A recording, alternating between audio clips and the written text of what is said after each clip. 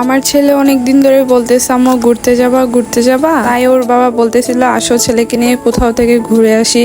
তাই এই ঘোরার উদ্দেশ্যে রওনা দিয়ে পড়লাম। তারপর আমরা অটো করে চলে আসলাম, যার জন্য আসলাম সেই দেখি ঘুমিয়ে গেছে। এখন আমাদের ঘোরাটাই বৃথা হবে। তারপর আমরা এখানে দুইটা টিকিট নিব, যেহেতু আমার ছেলে ছোট তাই আমার ছেলের টিকিট লাগবে না, তো আমরা দুইজনের জন্য দুইটা নিয়ে নিলাম। টিকিট নেওয়া হয়ে গেলে এখন আমরা ভিতরের দিকে যাব।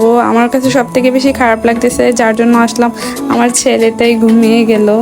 এখন আর কি করার, ওকে ঘুমন্ত অবস্থায় নিয়ে গেলাম, দেখি কি হয়। তো আমরা পুরোটা জায়গা দেখতেছিলাম, মোটামুটি ভালোই সুন্দরী। আমার ছেলে যেহেতু ছোট তাই আর এখানে খেলাধুলা কিছুই করতে পারবে না, আবার সেই এই অবস্থায় ঘুমিয়েও আছে। আর এখানে কে কে আসছেন আর কে কে জায়গাটা চেনেন কমেন্টে জানাবেন। তারপর আমার মন মানতেছিল না, আমার ছেলেকে কোনো রকম ডেকে ডেকে উঠিয়ে নিলাম। মাশাল্লাহ সে দেখে অনেক হ্যাপি, হুট করে কোথায় চলে আসছে সে বুঝতে পারতেছে না। তারপর অনেক সুন্দর করে বলতেছিল আম্মু ফিশ ফিশ, পুকুরে ফিশ আমাকে দেখাচ্ছে। আমি বলতেছি হ্যাঁ বাবা, তুমি যদি এখন ঘুমিয়ে থাকতা তুমি কি এত সুন্দর মনোরম পরিবেশটা দেখতে পারতে? আর তোমার জন্যই তো এখানে আসা বাবা। তারপর দেখেন কত সুন্দর করে ও ফুল ফুল পাড়তেছে, আমার দেখে খুবই ভালো লাগছে।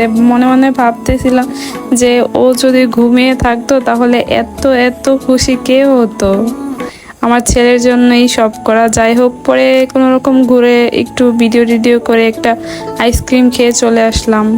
ভিডিওটা কেমন লাগলো কমেন্টে বলে যাবেন। সবাইকে আল্লাহ হাফেজ।